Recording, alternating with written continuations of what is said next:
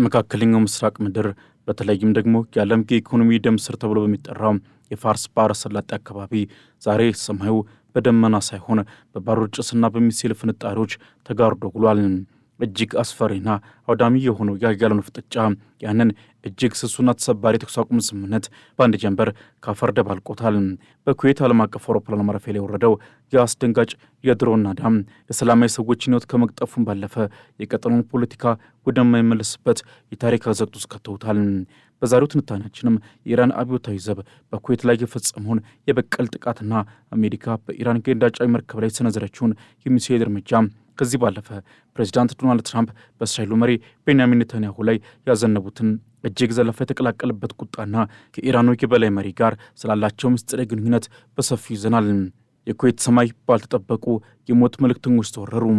የኢራን አብዮታዊ ዘብ ያሰማራቸው የድሮን መንጋዎችም የኩዌትን ዓለም አቀፍ አውሮፕላን ማረፊያ ኢላማ በማድረግ መጠነ ሰፊ ጥቃት ፈጽሟል። በዚህ የኢራን ጥቃትም የህንድ ዜግነት ያለው አንድ ግለሰብ ሕይወቱ ሲያልፍ ከ63 በላይ ንጹሐን ዜጎች ደግሞ ለተለያየ የአካል ጉዳት ተዳርጓል። የአውሮፕላን ማረፊያው ተርሚናል አንድ ህንፃ ክፉኛ ከመጎዳቱን ባለፈ በአካባቢው የሚገኙ የዲፕሎማቲክ ተልእኮዎች ቢሮዎችም የጥቃቱ ሰለባ ሆኗል። የሚገርመው ነገር የአውሮፕላን ማረፊያ ከ2 ቀናት በፊት ነበር ቀደም ሲል ደርሶበት የነበረው ጉዳት ተጠግኖ ወደ ሙሉ ስራው ተመልሶ የነበረው። ሆኖም ግን የኢራን ዛቻ ወደ ተግባር ተቀይሮ የኩዌትን ሰላም ዳግም አናውጦታል። የኩዌት መከላከያ ሚኒስቴር ድርጊቱን የኢራን ትንኮሳ ሲል ቢጠራውም ቴህራን ግን ለተሰነዘረብኝ ጥቃት ተገቢውን ምላሽ ሰጥቻለሁ በማለት ድርጊቱን በኩራት አምናበታለች። ኢራን ይህን ጥቃት ለመፈጸም እንደ ምክንያት ያቀረበችው ደግሞ የአሜሪካ ማዕከላዊ ሴንትኮም ቀደም ሲል በኢራን ስትራቴጂካዊ ይዞታዎች ላይ የፈጸመውን ድብደባ ነው። እንደ አሜሪካ ገለጻ ከሆነ የኢራን ጦር ጀቶች በሆርሙዝ ባህረ ሰላጤ ውስጥ በምትገኘው ቀሺም ደሴት ላይ የሚገኝን የኢራን ወታደራዊ ቁጥጥር ጣቢያ መጥተዋል። በተጨማሪም አሜሪካ የባህር ላይ አሳሳን ለማወክ ሲንቀሳቀሱ ነበር ያለቻቸውን 3 የኢራን የጥቃት ድሮኖች መታጥላለች ተብሏል። ነገር ግን የቀጠናውን ውጥረት ወደ ከፍተኛ ግለት ያወጣው ክስተት ደግሞ አሜሪካ በቦትስዋና ሰንደቅ ዓላማ በምትጓዝ አንዲት የኢራን የነዳጅ መርከብ ላይ የወሰደችው እርምጃ ነው። መርከቧ የአሜሪካን ተደጋጋሚ ማስጠንቀቂያ ችላ በማለቷ አንድ ከአሜሪካ የጦር አውሮፕላን ሄልፋይር የተባለውን ገዳይ ሚሳኤል ወደ መርከቧ ሞተር ክፍል በመተኮስ መርከቧን መምታት ችሏል። ይህ በትክክልም የሳት ጨዋታን ያለው የኢራን አብዮታዊ ዘብ ወዲያውኑ በሰጠው መግለጫም በሆርሙዝ ሰርጥ ላይ ለሚፈጠር ማንኛውም የደህንነት መታወክ አሜሪካ እጅግ ከባድ ዋጋ ትከፍላለች ሲል ዝቶ ነበረ። ያዛቻውም ኩዌት ላይ በወረደው የሚሳኤል ናዳ ተገልጧል። ኢራን አሜሪካንን ብቻ ሳይሆን ኩዌትንና ባህሬንንም በቀጥታ ወንጅላለች። የቴህራን የውጭ ጉዳይ ሚኒስቴር በወጣው መግለጫ የእነዚህ ሀገራት መሪዎች ለአሜሪካ ወታደራዊ ኦፕሬሽን ምድራቸውንና ተቋሞቻቸውን በመፍቀዳቸው ለደረሰው ጥቃትም ቀጥተኛ ተጠያቂ ናቸው ብሏል። ኢራን በባህሬን የሚገኘውን ከአሜሪካ 5ኛ የባህር ኃይል እዝ ዋና መስሪያ ቤትን እንዲሁም በአካባቢው የሚገኙ የአሜሪካ የጦር ሰፈሮችንና ሄሊኮፕተሮችን በሚሳኤልና በድሮን መምታቷን ገልጻለች። ኩዌት 13 ባሊስቲክ ሚሳኤሎችንና 17 ድሮኖችን መታመጣሏን ብታረጋግጥም የወደቁት ፍርስራሾች ግን በሰላማዊ ሰዎች መኖሪያ መንደሮች ላይ ከፍተኛ ድንጋጤና ጉዳትን ፈጥረዋል። ይህ በእንዲህ እንዳለ የዓለም የነዳጅ ገበያ በዚህ ፍንዳታ ምክንያትም ዳግም ተናውጧል። የነዳጅ ዋጋ በአንድ ጀንበር ከ2 በመቶ በላይ ሲጨምር የሆርሙዝ ሰርጥም አሁንም ለንግድ መርከቦች ዝግ ሆኖ እንዲቆይ ተደርጓል። በዚህ ወታደራዊ ትርምስ መሃል ግን ፕሬዚዳንት ዶናልድ ትራምፕ የሰጡት አስተያየት እጅግ አስገራሚና ዓለምን ግራ ያጋባ ነበረ። ትራምፕ ፖድ ፎርስ ዋን ከተባለ የዩቲዩብ ፖድካስት ጋር ባደረጉት ቆይታ ተቃዋሚዎቻቸውን ተረጋግታችሁ ተቀመጡ ካሉ በኋላ ኢራን በእውነት ስምምነት ማድረግ ትፈልጋለች፣ ስምምነቱም ለአሜሪካ እጅግ ታላቅ ይሆናል ሲሉ ተደምጧል። ትራምፕ አክለውም የኢራኑ የበላይ መሪ አያቶላህ ሙስጠፋ ካሚኒ በድርድር ውስጥ በቀጥታ ተሳታፊ መሆናቸውንና ከእሳቸው ጋርም በጣም እየተግባቡ መሆኑን ገልጸዋል።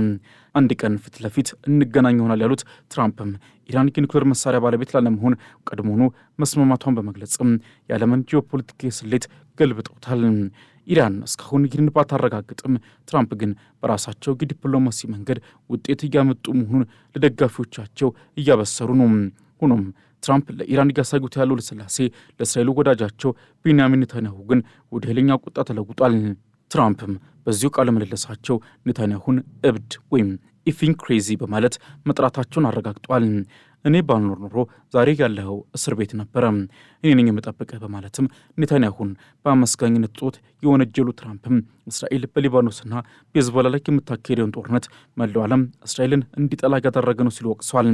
ቢቢ ይህንን ማቆም አለብህ በማለትም ለኔታንያሁ የሰጡት ትዕዛዝም በአሜሪካና በእስራኤል ግንኙነት ውስጥ ትልቅ ስንጥቃትን መፈጠሩን ያሳያል። ትራምፕም የኢራን ጦርነት ለመቋጨት ሲሉ ኔታንያሁ በሊባኖስ የሚያደርጉትን ወታደራዊ እንቅስቃሴ እንደ ትልቅ ጋሬጣ እየተመለከቱት ይገኛሉ ተብሏል። በዋሽንግተን የሕግ መወሰኛ ምክር ቤት ግን ሁኔታው ሌላ መልክን ይዟል። የውጭ ጉዳይ ሚኒስትሩ ማርኮ ሩቢዮ አሜሪካ ለኢራን የምታደርገው ማንኛውም የማዕቀብ ማቅለያ በኒኩሌር መርሃ ግብሯ ላይ በምትወስደው እርምጃ ላይ ብቻ የተመሰረተ እንደሚሆን አሳስቧል። ሩቢዮ ጦርነቱ አብቅቷል በማለትም ከአንድ ሴናተር ጋር ያደረጉት የቃላት ልውውጥ አስተዳደሩ ጦርነቱን በዲፕሎማሲ ለመዝጋት ያለውን ጽኑ ፍላጎት ያሳያል። ይሁን እንጂ ኢራን አሜሪካ በየቀኑ አዳዲስና የሚጋጩ ቅድመ ሁኔታዎችን ታቀርባለች ማለትም ድርድሩን በማጓተት ላይ ትገኛለች። የመካከለኛው ምስራቅ ሰማይ ዛሬ በከዋክብት ሳይሆን በገዳይ ድሮኖችና በሚሳኤል ፍንጣሪዎች ተጥለቅልቋል። ዓለም ገና ከትላንቱ ወታደራዊ ውጥረት ሳታገግም ዛሬ በፋርስ ባህረ ሰላጤ ዳርቻዎች የታየው አሰቃቂ ትዕይንትም ቀጠናውን ወደ ለየለት የባሩድ ሲኦል ቀይሮታል። በኩዌት ከተማ የታየው ክስተትም በቃላት ለመግለጽ የሚከብድ አሰቃቂ ውድመትን ይዞ መጥቷል። ገና ከማለዳው ጀምሮ የኩዌት የአየር ክልልን ሰንጥቀው የገቡት የኢራን አብዮታዊ ዘብ የጥፋት ድሮኖችና ባሊስቲክ ሚሳኤሎችም የአገሪቱን ብቸኛና ስትራቴጂካዊ የባህር በር የሆነውን የኩዌት ዓለም አቀፍ አውሮፕላን ማረፊያን ኢላማ አድርገዋል። በዚህ ድንገተኛ ጥቃት ምክንያትም የህንድ ዜግነት ያለው አንድ ንጹህ ሰው ህይወቱ ሲያልፍ ከ63 በላይ ሰዎች ደግሞ በተሰባበሩ መስታወቶችና በፍንዳታው ንዝረት ምክንያት ለከባድና ለቀላል የአካል ጉዳት ተዳርገዋል ተብሏል። የአውሮፕላን ማረፊያው ተርሚናል ህንጻ በከፊል የፈረሰ ሲሆን በግቢ ውስጥ የሚገኙ የተለያዩ ሀገራት ዲፕሎማቲክ መስሪያ ቤቶችም የጥቃቱ ሰለባ ሆኗል። የኩዌት ሲቪል አቪዬሽን ባለስልጣናት የበረራ አገልግሎትን በአስቸኳይ ለማቋረጥ የተገደዱ ሲሆን ህዝቡም በከፍተኛ ድንጋጤ ውስጥ ሆኖ ወደ መጠለያዎች ሲተሙሏል። የጥቃት ተፈጸመው ደግሞ አውሮፕላን ማረፊያው ቀደም ሲል ከደረሰበት ጉዳት አገግሞ ወደ ሙሉ ስራው በተመለሰ በሁለተኛው ቀን መሆኑ የኢራንን ትልም ቁልጭ አድርጎ ያሳያል። ኢራን ለዚያ አውዳሚ ጥቃት እንደ ምክንያት ያቀረበችው አሜሪካ በኢራን የህንድ አጫኝ መርከብ ላይ የወሰደችውን እርምጃ ነው። የአሜሪካ ማዕከላዊ እዝ ከኤፕሪል 13 ጀምሮ በጣለው የባህር ላይ እገዳ መሰረትም ወደ ኢራን በማምራት ላይ የነበረችውና በቦትስዋና ሰንደቅ ዓላማ የምትጓዝ አንዲት ባዶ የህንድ አጫኝ መርከብን በተደጋጋሚ ማስጠንቀቂያዎችን ችላ ብላለች በሚል በጦር አውሮፕላን መምታቱን አረጋግጧል።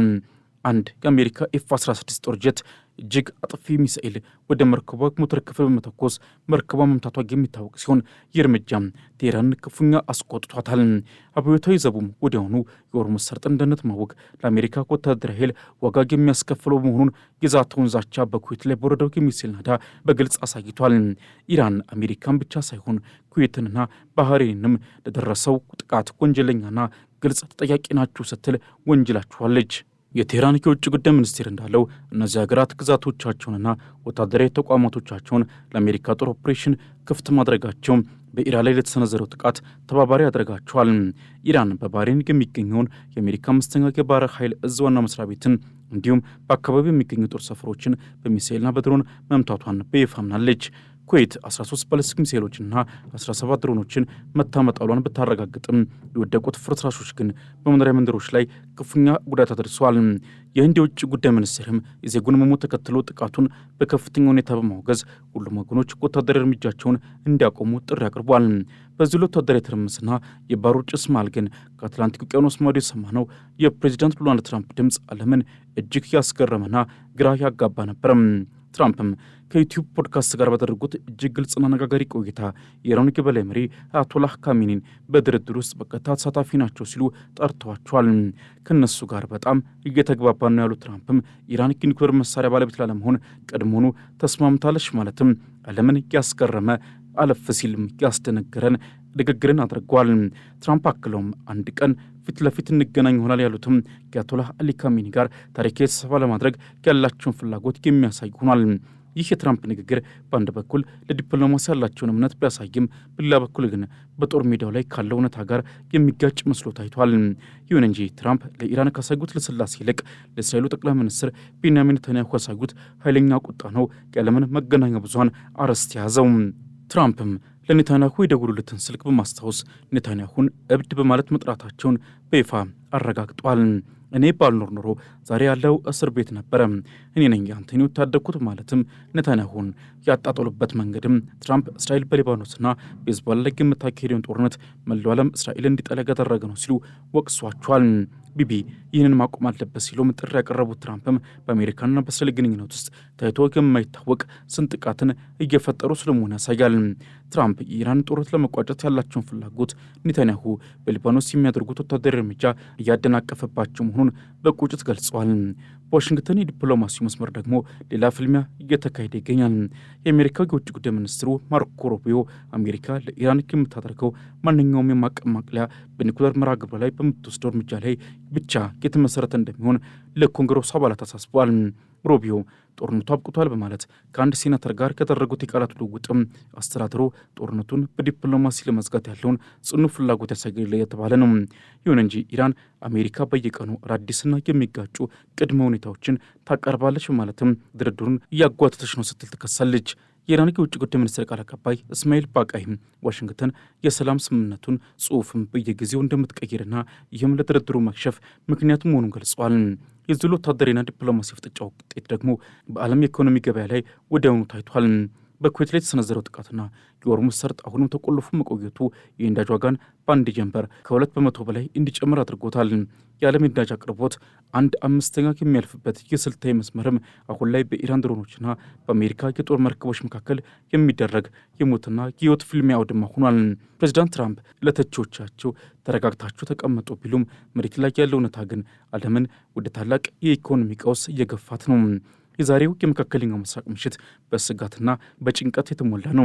በኩዌት አውሮፕላን ማረፊያ የፈሰሰው የንጹሐን ደም፣ በሆርሙዝ ሰርጥ የተቃጠለው የነዳጅ መርከብና በትራምፕና በኔታንያሁ መካከል የተፈጠረው የልዩነት ጸብ የዓለምን ጂኦፖለቲካዊ ካርታ በአዲስ መልክ እየቀረጹት ይገኛሉ።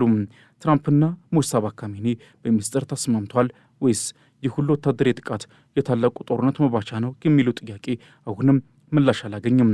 የባሩድ ሽታው ወደ ሰላም ነፋስ እስኪቀይር ድረስም መካከለኛው ምስራቅ በማንኛውም ሰከንድ ሊፈነዳ የሚችል የእሳተ ገሞራ አፋፍ ላይ መገኘቷን የሚያበስር ሆኗል።